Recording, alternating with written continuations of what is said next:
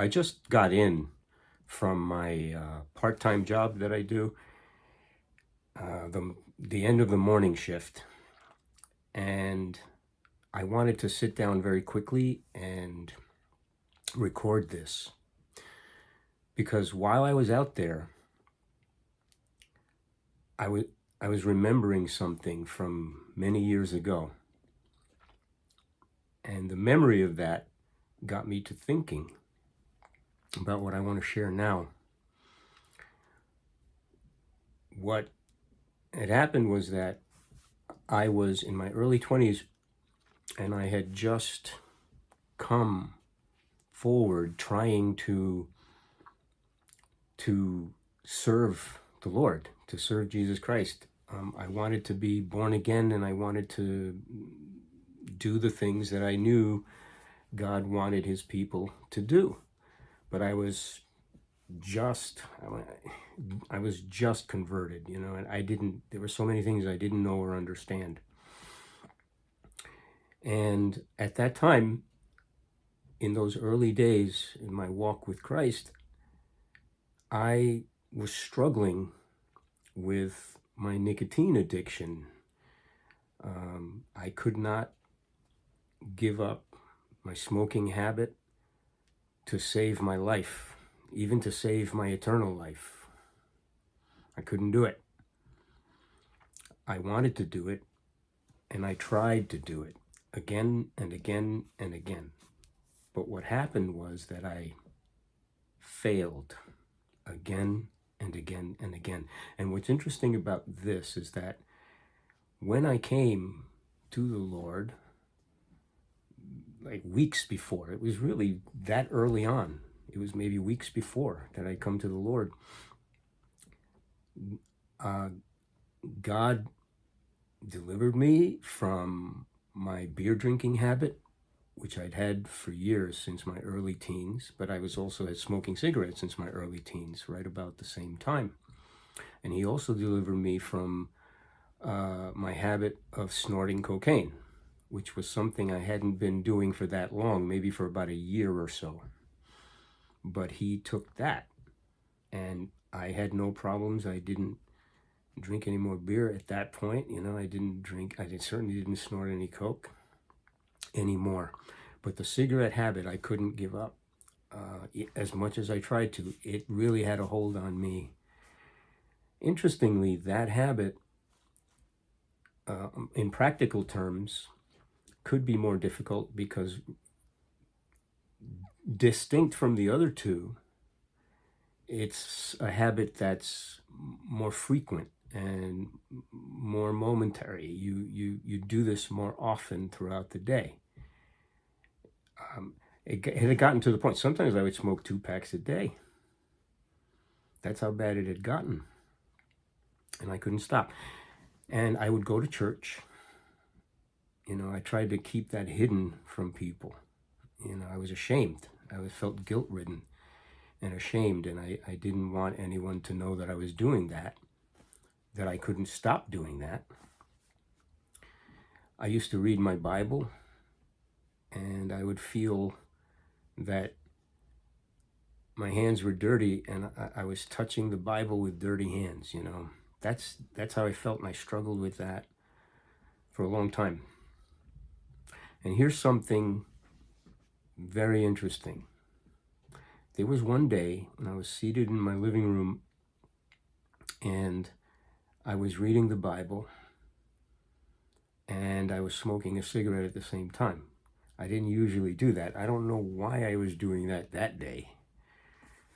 But I know I was reading in the prophet Isaiah, chapter 44. And while I was sitting there reading Isaiah 44 with a cigarette, a lit cigarette that I was smoking between my fingers, these are the words that were on the page. These are the words that I read. He feeds on ashes, which I found interesting because I had the ashtray right there. He feeds on ashes.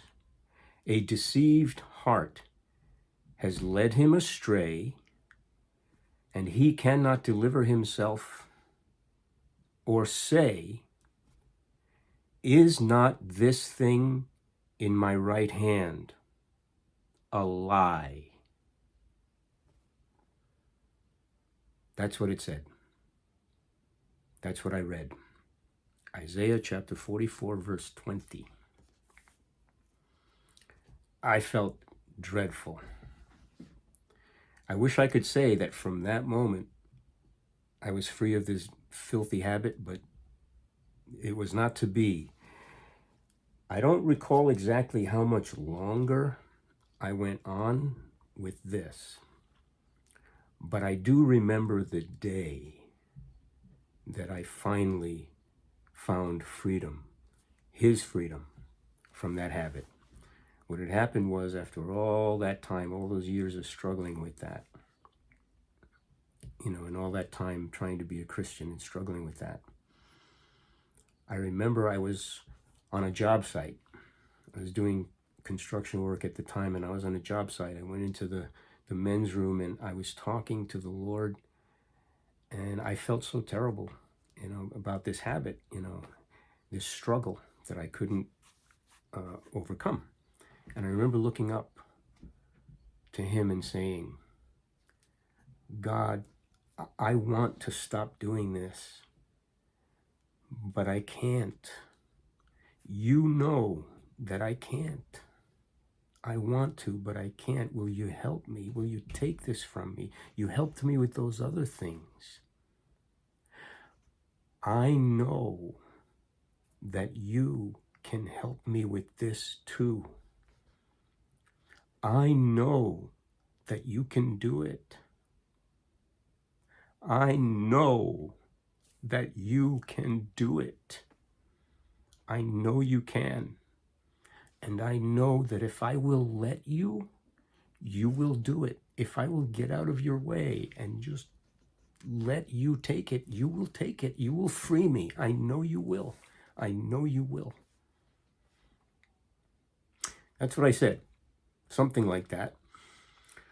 Then I left the men's room and I went back onto the work site, and I didn't smoke any cigarettes. I think I might have been out at that point of the cigarettes, and I didn't go buy any more on my lunch break or anything like that. And I got through the workday without smoking anything, any cigarettes. And that, was miraculous. And then the next day, I got up in the morning and I felt a strength that I had not really felt before. And I got through the morning and I went to work and I got through that second work day. No cigarettes. The third day, same thing. No cigarettes. From the moment that I prayed that prayer where I said, "I know you can do this. I know you can. And I know if I will let you, you will do it."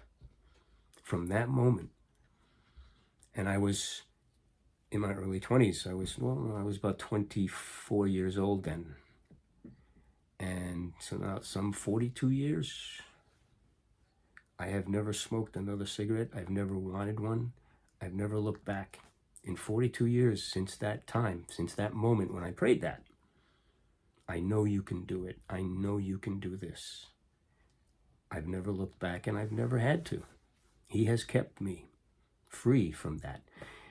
And the thing that I was thinking about as I remembered this while I was out there doing my part-time job was that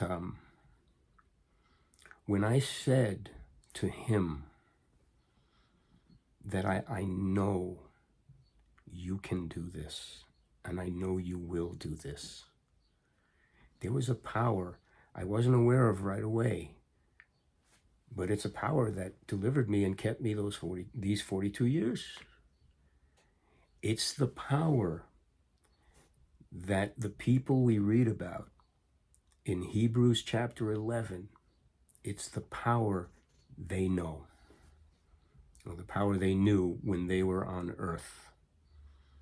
But we read about them in Hebrews chapter 11, the so-called hall of faith, the souls that we read about, the men and the women there, they all encountered something, and not a single one of them was perfect. Not a single one. But they did know the one who is perfect, and they believed in the one who is perfect. And whatever they believed him for, they received. And so I recorded something earlier that I titled a Hebrews 11 thing. And it seems to me that this is another Hebrews 11 thing. To remember that he is the power we need, that he does love us, and he desires to deliver us. And he wants us to know him, and he wants us to believe him, and he wants us to trust him. Trust him with whatever we're struggling with. He will deliver us. This is another Hebrews 11 thing. I bless you, Lord. Thank you.